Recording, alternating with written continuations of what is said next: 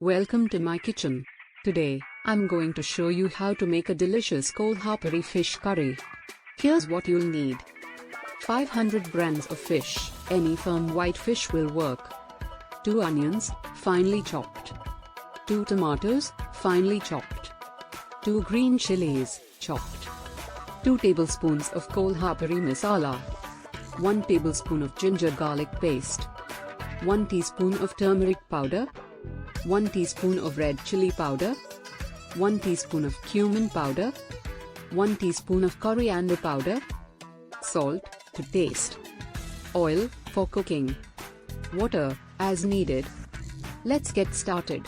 First, heat some oil in a pan and add the chopped onions. Fry them until they turn translucent. Next, add the ginger garlic paste and fry until the raw smell goes away. Now, add the chopped tomatoes, green chilies, turmeric powder, red chili powder, cumin powder, coriander powder, and salt.